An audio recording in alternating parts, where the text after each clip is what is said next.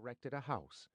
We nailed each cedar shake onto the roof, one by one. I have vivid memories of hauling hundreds of heavy rocks to build a retaining wall, which the overflowing creek tore down more than once. With my own hands I moved those stones, many times. With yet more stones we assembled a huge living room fireplace. Despite the hard work, those stones and oak beams filled me with Amish content. But I was not Amish. If you were going to cut down a huge tree, I decided, it was a good idea to use a chainsaw. Any forest tribesman who could get his hands on one would agree. Once you gain your voice around technology and become more sure of what you want, it becomes obvious that some technologies are simply superior to others. If my travels in the old world had taught me anything, it was that aspirin, cotton clothing, metal pots, and telephones are fantastic inventions. They are good. People everywhere in the world, with very few exceptions, grab them when they can. Anyone who has ever held a perfectly designed hand tool knows that it can lift your soul. Airplanes had stretched my horizons, books had opened my mind, antibiotics had saved my life, photography had ignited my muse. Even the chainsaw, which can cleanly slice through knotty burls too tough for a hand axe, had instilled in me a reverence for the beauty and strength of wood no other agent in the world could. I became fascinated by the challenge of picking the few tools that might elevate my spirit. In 1980, I freelanced for a publication, the Whole Earth Catalog, that used its own readers to select and recommend appropriate tools picked out of the ocean of self-serving manufactured stuff. In the 1970s and 80s, the Whole Earth Catalog was, in essence, a user-generated website before the web, before computers, employing only cheap newsprint. The audience were the authors. I was thrilled by the changes that simple, well-selected tools could provoke in people's lives.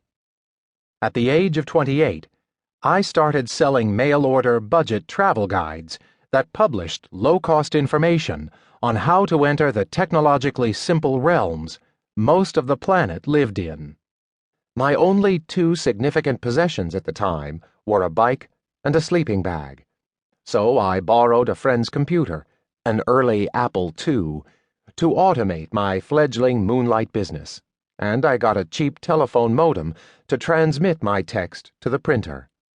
A fellow editor at the Whole Earth Catalog with an interest in computers slipped me a guest account that allowed me to remotely join an experimental teleconferencing system being run by a college professor at the New Jersey Institute of Technology. I soon found myself immersed in something altogether bigger and wilder: the frontier of an online community. It was a new continent, more alien to me than Asia, and I began to report on it as if it were an exotic travel destination. To my immense surprise, I found that these high-tech computer networks were not deadening the souls of early users like me. They were filling our souls. There was something unexpectedly organic about these ecosystems of people and wires. Out of complete nothingness, we were barn-raising a virtual commonwealth.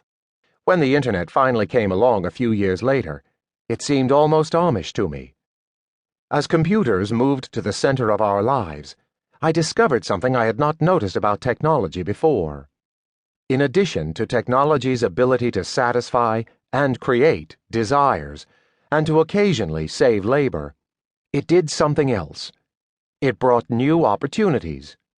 Right before my eyes, I saw online networks connect people with ideas, options, and other people they could not possibly have met otherwise. Online networks unleashed passions, compounded creativity, amplified generosity.